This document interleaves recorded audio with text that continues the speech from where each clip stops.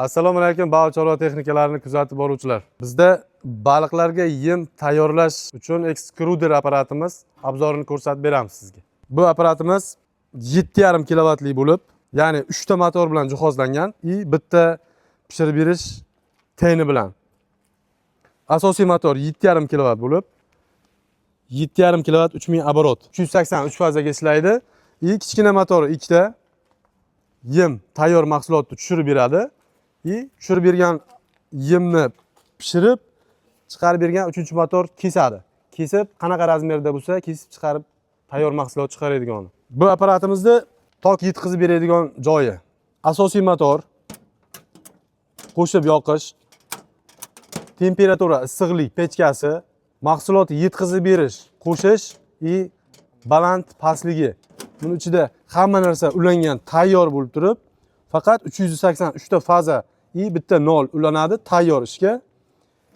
Bu apparatimiz soatiga 7,5 kilovatligimiz soatiga 50 kilo tayyor mahsulot chiqarib beradi.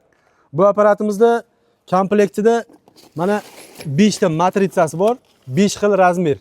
Ya'ni chiqqan mahsulot 5 xil razmerda chiqarib beradi. Eng maydasi yirikroq, yana yirikroq.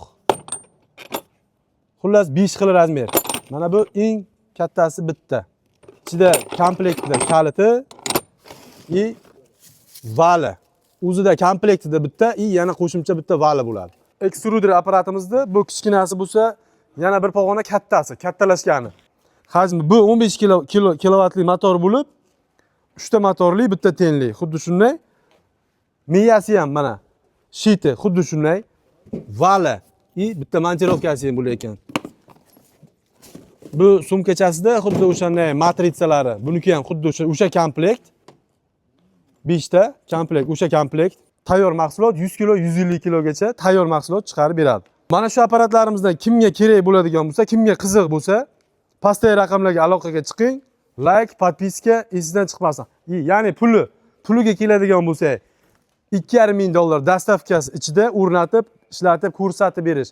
Hammasi ichida.